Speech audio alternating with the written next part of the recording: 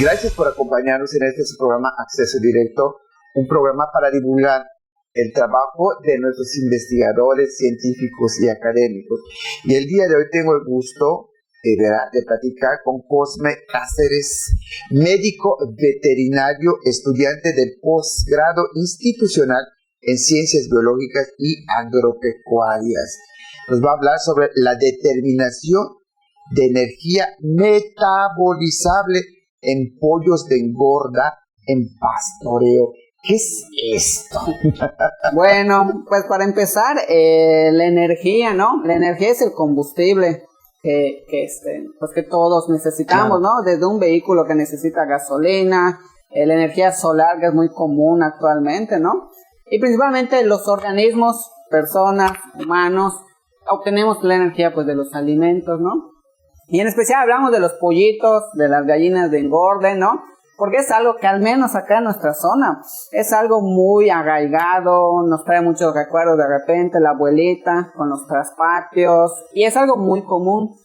No desafortunadamente, pero sí ha pasado de que hasta hace años atrás la carne de pollo era la más barata a comparación de carne de res. Ahora ya están más equilibradas, pero la gente tiene una costumbre de consumir mucho la carne. Tiene sus animales en su casa, en exactamente. Su patio, ¿no? La gente tiene mucho la creencia de que si yo los crío es más sano, porque yo sé qué come, yo sé a qué hora duerme, yo sé cómo lo manejo hasta la hora de sacrificarlo, ¿no?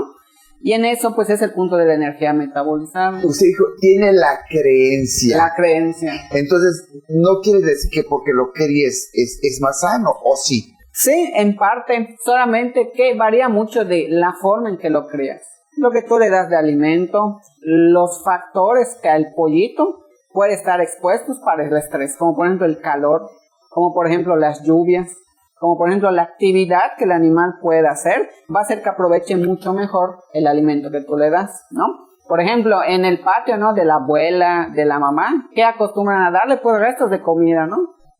Que la tortilla en agua, el pan francés en agua, y en realidad no es malo, pero tal vez el aporte nutricional no es el suficiente. Y cuando nosotros vamos a sacrificar al pollito, pues tal vez es un pollito flacón, un pollito largo pero flacón, y no tiene tanta carne, que es al final de cuentas lo que a nosotros nos gusta, consumir carne en el platillo, ¿no? Ver una pechuga gruesa, una pechuga gorda, ¿no? Que es a lo que a nosotros nos interesa. Y aquí viene mucho la alimentación en el pollito. Que nosotros sepamos que todo lo que le vamos a dar lo va a aprovechar, pero que también el ambiente donde él se envuelve también lo va a aprovechar. Para que al final de cuentas nosotros tengamos un pollito gordo, un pollito sano, que al final de cuentas nosotros vamos a tener el beneficio al momento de consumir. Se habla mucho de que los pollos vienen muy hormoneados, que tienen mucho químico. Sí. ¿Es verdad? Platíquenos. No, en realidad no. Sí, es un mito. Hay mitos, vamos a hablar de varios mitos, como por ejemplo las hormonas. Hay uno muy común que yo cuando empecé a leer de los pollitos, que las mujeres en lactancia no podían consumir carne de pollo porque se les cortaba la leche. Pero en realidad muchos de estos mitos no tienen una base científica. Vamos a su pregunta de las hormonas. Aquí es mucho más fácil descartarlo. ¿Por qué? Porque al momento de que tú estés en un sistema de producción, tienes que tomar mucho en cuenta tus costos. ¿Cuánto te va a costar a ti crecer un pollito para que un determinado tiempo lo puedas vender? Porque al final de cuentas tú lo que buscas es una ganancia monetaria. El introducir hormonas pues genera un costo bastante elevado a comparación de lo que tú vas a vender el pollito. Y el aplicar las hormonas también, tal vez no te va a costar en pesos, pero te va a costar en trabajo. Y para trabajo tienes que contratar más gente, más tiempo, y eso sí se traduce en más dinero. Y desafortunadamente cuando tú vendes el pollo, no se cubre lo que tú gastarías si le pones hormonas en realidad. Y este es un mito muy clásico que se da. Yo siempre pongo el ejemplo como el del chupacabras, ¿no? Es algo que todos creen, pero pues jamás lo han visto, jamás lo han comprobado, porque no hay algo científico que lo avale como tal. Y aquí, ¿qué son sistemas de producción avícola en extensión? En extensión. ¿Qué es? Platíquenos. Los sistemas de producción se dividen en 3 categorías, ¿no? Está el intensivo, está el semi-intensivo y está el extensivo. ¿En cuál se diferencian estos tres sistemas, no? El intensivo es cuando tú tienes una gran cantidad de animalitos, pero el espacio es reducido, como en jaulitas, que haya varios pollitos estivados en jaulitas. El semi-intensivo es donde hay jaulitas, pero también hay acceso a la parte del exterior. Pueden salir a picar, pueden salir a comer bichitos. Y el extensivo como tal es una cría donde el pollo puede hacer lo que quiera. Puede salir desde que empiece la luz del sol a caminar, a picar, a darse sus baños de tierra, a comer lo que él quiera, ¿ok? Y no está hacinado en una jaulita. Que esta es una práctica que normalmente se hacía bastante por los costos que generaba al final de la venta, ¿no? Pero actualmente con la sociedad que está pues inundado nuestra ciudad, la parte extensiva también genera mucho el bienestar del animalito, ¿no? En que el animalito va a desarrollar una actitud o un comportamiento natural de lo que sería un pollito salvaje, ¿no? Que está andando, que está corriendo, que está picando, que está cortejando tal vez, si hay mezcla de géneros, ¿ok? A diferencia que esté en un pollito pues enjaulado, ¿no? Y aquí el bienestar es una parte muy importante, porque como le digo, la sociedad actualmente tiende a querer consumir productos que nos garanticen que el animal que se sacrificó para nuestra alimentación, pues al menos tuvo una buena vida, tuvo una vida decente, donde se pudo desarrollar como su naturaleza lo implica, y pues ahí las personas van a preferir comprar un pollito que tú le garantices que vivió bien, a un pollito que tal vez estuvo encerrado toda su vida. ¿Y todavía se practica esos pollitos encerrados en jaulas? Sí, aún se practica. ¿Por qué?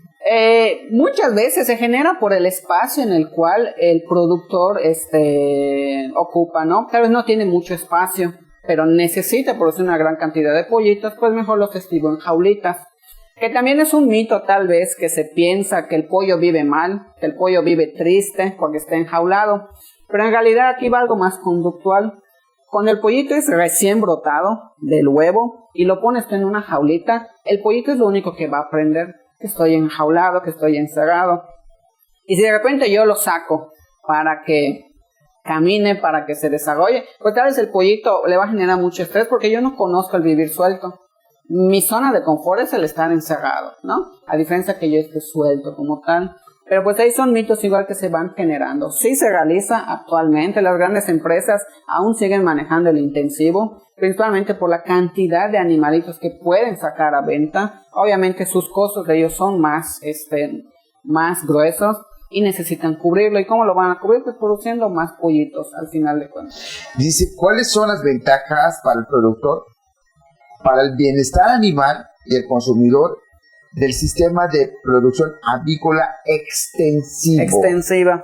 Primero, para el productor, ¿qué va a hacer? Que normalmente no necesitas mucho dinero para empezar con un sistema extensivo. Lo que tú necesitas es un lugar amplio, donde les puedas poner la comida y donde ellos se puedan refugiar.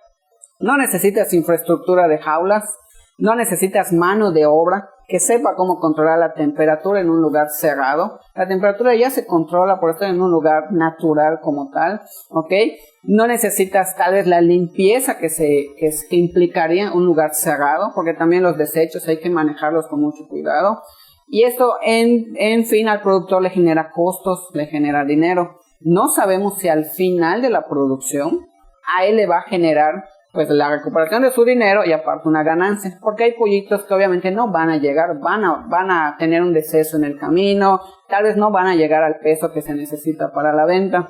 A diferencia del extensivo, el extensivo, como decía, no necesita mucha inversión, no necesitas mucho conocimiento técnico del manejo. En realidad tú sueltas al pollito, tú te enfocas en la nutrición principalmente y el pollito hace todo el trabajo. Lo único que tú necesitas es un lugar amplio donde tú le garantices al animal que va a estar en una zona de confort, va a estar lejos del estrés y sobre todo va a consumir lo que tú necesitas para que pueda tener un peso adecuado. ¿Es diferente la conducta de un animal estresado a uno que no está estresado? Definitivamente. Vamos a poner ejemplo como en las personas, ¿no? Una persona cuando está estresada o come menos y si come va a tener muchos problemas digestivos, con diarreas, con cero aprovechamiento de lo que ingiere. Y un pollito, Si está estresado, te va a comer. Y si te come, la parte digestiva no va a estar bien adaptada. Y si no está bien adaptada la parte digestiva, no va a poder aprovechar los nutrientes. Y por eso, ¿qué tienes que hacer? Liberar de estrés al pollito. De calor, el estrés calórico es una parte importante. Y también el estrés que esté encerrado.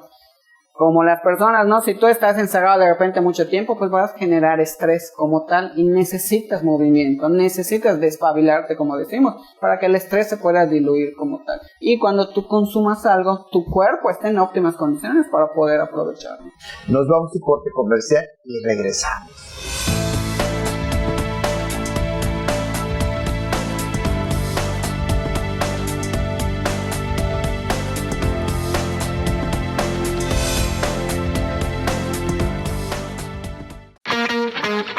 Teleplay, la señal de entretenimiento, cultura, espectáculos, noticias y más. Emitiendo desde Mérida, Yucatán. Disponible en teleplay.tv, servicio de Roku y aplicación gratuita para Apple y Android. Ahora también presente en las ciudades de Tizimín y Valladolid a través de sistema de cable. En Quintana Roo, la señal de Teleplay está disponible en Cozumel a través de cable de Cozumel y en Playa del Carmen a través de cable Riviera Maya. Esto es Teleplay.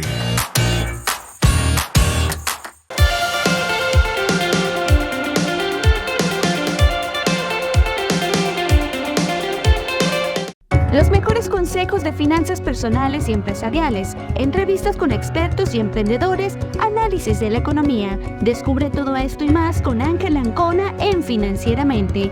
Todos los miércoles a las 7 p.m. a través de teleplay.tv, Teleplay en Facebook y YouTube y descarga nuestra app para Apple y Android.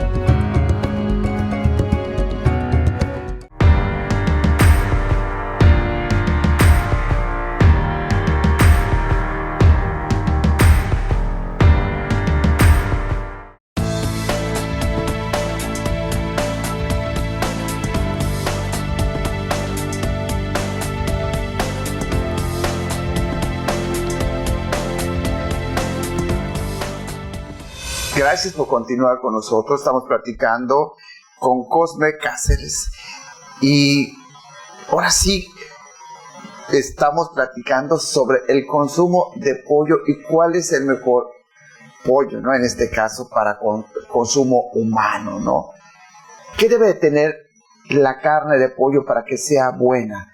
¿Qué se sugiere? Y nos hablabas de la alimentación. ¿Qué tipo de alimentación? ¿Les deben de dar calcio?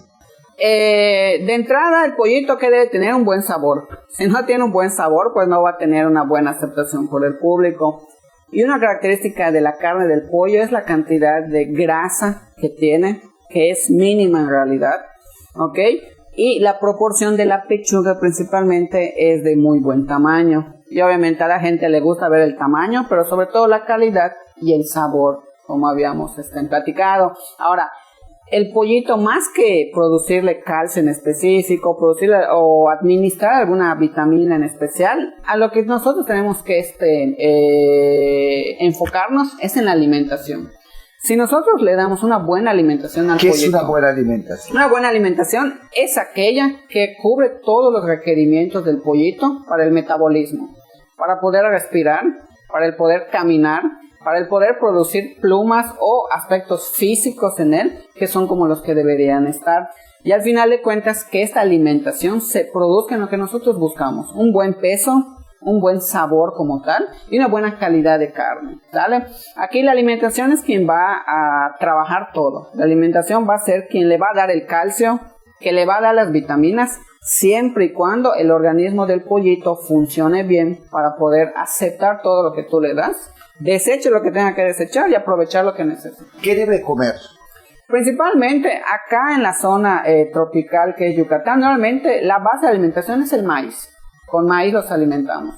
Los pollitos de traspatio pueden consumir otra cosa, como por ejemplo pan, de repente, sobras de comida, ¿sí? Pero el maíz es el alimento predilecto para poder tener una buena conversión alimenticia en el pollito, ¿sale? De repente el pollito sale y obtiene sus minerales picando animalitos, bichitos. Los minerales de esta forma lo van adquiriendo ellos, ¿sale? Pero acá el maíz es lo principal que deberías de aportarle a un pollito.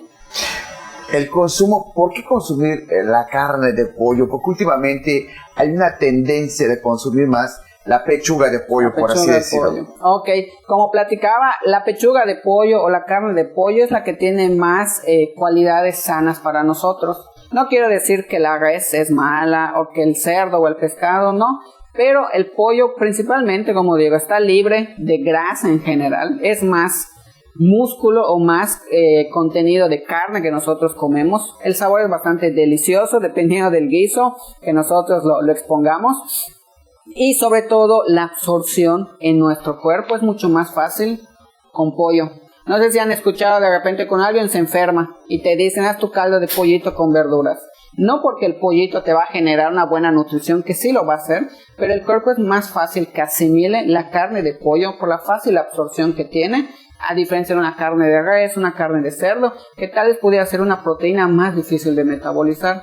Y la carne de pollo, si la gente viviera desde que nace, come pollo hasta que muera, pues tal vez viviera más tiempo. Por las cualidades de la carne, el sabor, la cantidad de grasa, cantidad de omegas que trae, pues es bastante. ¿El omega en qué nos ayuda? Pues principalmente nos ayuda en general en todo, ¿no? Nos ayuda en todo, en el pelo, nos ayuda en las grasas que nosotros tenemos, ¿sale?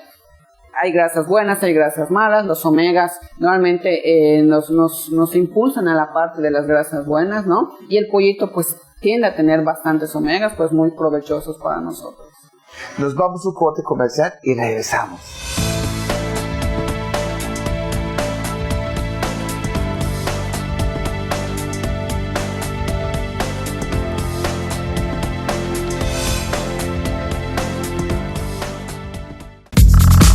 No te puedes perder cada semana lo mejor de las redes sociales.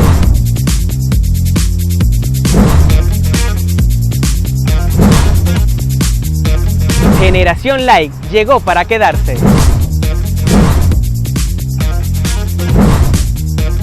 Y si tienes un talento y te quieres hacer viral, escríbenos en nuestras redes sociales. Generación Like.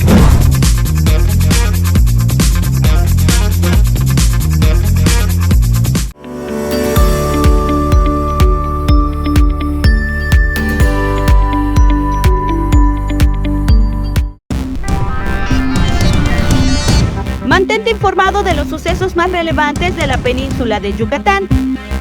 De lunes a viernes en punto de las 2:30 de la tarde y repetición a las 6 de la tarde a través de nuestra app y redes sociales.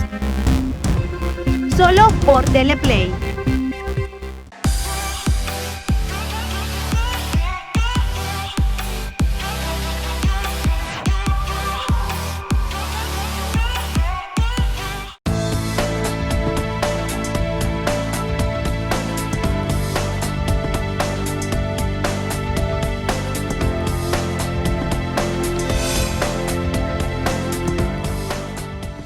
Gracias por continuar con nosotros. Estamos platicando con Cosme Cáceres, médico veterinario, y él ha investigado el tema, la determinación de energía metabolizable en pollos de engorda en pastoreo, ¿no? ¿Qué mitos y realidades sobre los beneficios del consumo de proteína de origen avícola? Como decíamos, algunos mitos los más principales que hemos escuchado pues son los de las hormonas, ¿no? Esto es algo completamente equívoco en realidad. Está, por ejemplo, el de las mujeres en lactancia, que no pueden consumir carne de pollo porque se corta en realidad.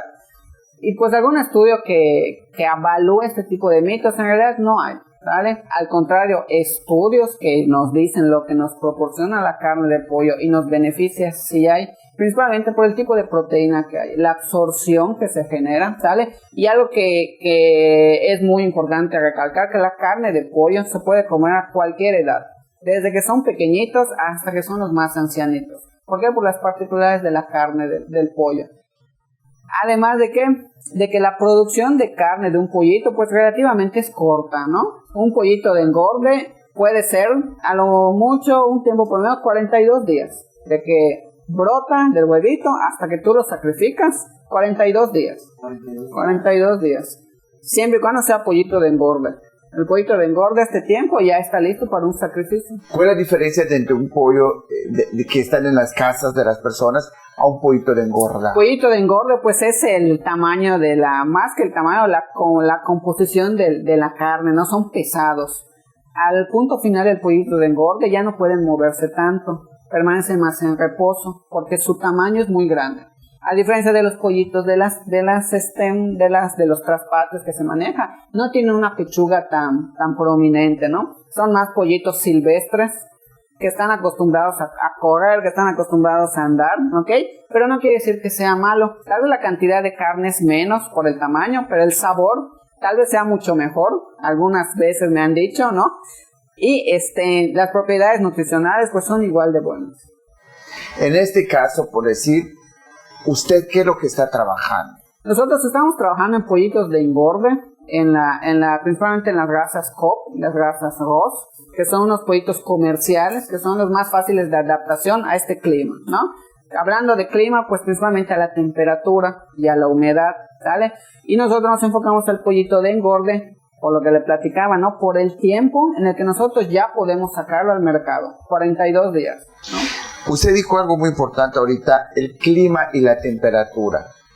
¿Cómo influyen mucho en el desarrollo de los pollos de engorde? Pollitos. Principalmente el clima influye mucho en el consumo del animalito y 2, en el estrés que le genera.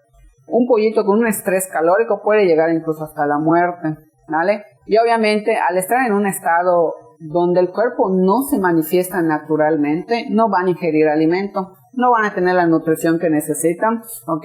Y no va a poder tener el efecto que nosotros buscamos, ¿vale? Al pollito hay que mantener unas temperaturas estables. ¿Cuál es la temperatura adecuada? Aproximadamente una temperatura adecuada puede ser unos 28 grados, 30 grados, 32 grados aproximadamente. Y cuando vemos acá climas de arriba de los 35... Ahí los pollitos se encargan de mantener su temperatura. ¿Cómo? Puede ser con baños de agua, tal vez, que vean algún estanquecito y que los mismos pollitos se refresquen. Pueden ser ventilando ellos mismos. Hay una posición que ellos adoptan demasiado, que es con las alas abiertas, que permiten la ventilación del aire, ¿vale? El acicalamiento también permiten que las plumitas, como nosotros las vemos, pues como que se dispersen un poco más y el viento sea un poco más fácil de entrar en su cuerpecito, ¿sale? Cuando veamos un pollo de engorde en reposo o acostado, quiere decir que está tranquilo, no está estresado, no tiene calor, ¿ok? No tiene alguna necesidad de moverse, como nosotros, ¿no? Cuando nos acostamos en casa, estamos descansando. Cuando veamos un pollito jadeando, cuando veamos un pollito con las alas extendidas, cuando veamos un pollito tal vez caminando de más, tal vez quisiera decir que el calor le está afectando y lo que él necesita es ventilarse, y eso busca en esta forma. Caminando, estando de pie, busca que la ventilación sea más fácil para ellos. ¿De qué enfermedades hay que cuidar a los pollos? Principalmente hay una que se llama gumboro y hay una que se llama... Son enfermedades que principalmente los afectan de pequeñito, que tal vez no van a lograr desarrollarse como tal, no van a comer y van a morir a los pocos días de vida como tal. Pero para eso hay vacunas. A los días 7 y 14, me parece, se les aplica sus vacunas a ellos. Si no se le aplican las vacunas, tú probablemente no puedas llegar a los 42 días que buscamos. ¿Y qué otras enfermedades nos decían? Hay una que se llama Newcastle también. Y más que ese tipo de enfermedades, a eso sí hay que mencionar lo importante, también hay que tomar en cuenta los protozoarios o los parásitos que aquí hay en este. ¿Y qué parásitos hay aquí en Principalmente son las coccidias. Las coccidias es un parásito que te genera diarreitas. Si tú no controlas esta parte de las coccidias, el pollito va a morir con una diarrea terrible, deshidratación, descompensación y no vamos a tener pues mucho éxito. Desgraciadamente por el clima que aquí hay en Mérida, en Yucatán, las coccidias son muy comunes. Y el pollito en pastoreo, que está andando, que está paseando, es muy fácil que pueda tener algún contacto con las coccidias. Cuando hay la época de lluvia, se estancan las aguas, hay mucha humedad, la coccidia puede producirse mucho más fácil, puede reproducirse con más fuerza y el pollito al momento de picar lo empieza pues a inoculárselo, ¿vale? Y las diarreitas son muy comunes. Más que no solamente en las enfermedades, también hay que tener en cuenta los protozoarios o los parásitos que hay acá principalmente. O sea, es increíble el clima, el ambiente, sí, el suelo. Lo que influye, sí. El clima, la temperatura, todo va a influir para que el pollo pueda llegar a sus 42 días. O sea, el pollo de engorda 42 días. 42 días. Ya después para sacrificarlo. Así es. Es increíble, ¿no? Sí. El cuidado que se tiene que estar. Y estos pollos, hay el mito de que tienen que dormir o no tienen que dormir. Sí, en realidad en el pollo de engorde no hay tanto el efecto de luz, del efecto de luz en ellos. Más bien la luz la enfocamos más a los pollos que generan huevo. Al pollito que genera huevo, ¿no? Ellos sí necesitan la luz del día, incluso para poder llegar a una etapa reproductiva. En el pollo se le dice pollitas ponedoras, pollitas reproductivas, tienen unas terminales en la cabecita, ¿no? Que cuando ellos detectan la luz, pues activan una parte neurológica. Y esta parte neurológica va a activar ciertas hormonas que las van a dejar maduras para poder empezar a producir huevos como tal. Y en ellas sí cuando termina la luz del día, hay que añadirles luz artificial para que pueda seguir el metabolismo en su cuerpo. O sea, una cosa es el pollo reproductor y otro el de engorda. El de engorde. Sí, son diferentes. Son diferentes. El pollo de engorde, ¿a qué te enfocas? A la carne. A que tú vas a producir kilos de carne. Y el pollo reproductor o pollo ponedor es el huevo. El huevo que tú vas a producir en determinado tiempo. Ahí principalmente el pollo ponedor no lo buscamos tanto por el sabor ni por la carne, sino por la calidad de huevo que le va. ¿Se le han dado de comer, por ejemplo, algunos vegetales que hay acá en la región, algunos frutos que hay acá de la región que puedan ayudar a la carne del pollo? Sí, hay algunos pastos principalmente. ¿Pastos? El pasto principalmente porque el pasto ayuda a la digestión. Y como decimos, para poder aprovechar la nutrición del pollito, es muy importante la digestión. Y ciertos pastos ayudan. ¿Qué pastos? Pues normalmente hay uno que se llama estrella, que es muy común por acá, que funciona bastante. Y hay uno, más que un pasto, hay un árbol, el gamón. ¿El gamón? Utiliza también el gamón. El gamón se ¿Pero qué parte del gamón? ¿La hoja o la semilla? La hojita y parte del tallo también. Hay algunos estudios que indican que lo nutricional del gamón se puede comparar con el maíz. Y tal vez acá en Mérida, en Yucatán, pues es muy fácil la obtención del gamón. Eso sí, hay que manejarlo con mucho cuidado porque todo lo que tenga fibra puede ocasionar problemas digestivos también. El pollo, principalmente mecánicos, si hay mucha fibra, puede crear principalmente obstrucciones. Y hay que manejar principalmente cómo tú lo administras. Si es crudo, si es cocido, si es picado, para que al momento de la ingesta pueda pasar sin problema y se pueda aprovechar en este punto. ¿Dónde buscarle? Sus productos que usted elabora, ¿dónde se le busca? Pues pueden buscarme en la Facultad de Medicina Veterinaria y Zootecnia, en Ixmaquil, en Ixmaquil, de Mérida, Yucatán. Gracias, de verdad, gracias, veterinario, por darnos toda esta información. Muchas gracias a usted por la oportunidad. Y a ustedes, gracias por vernos.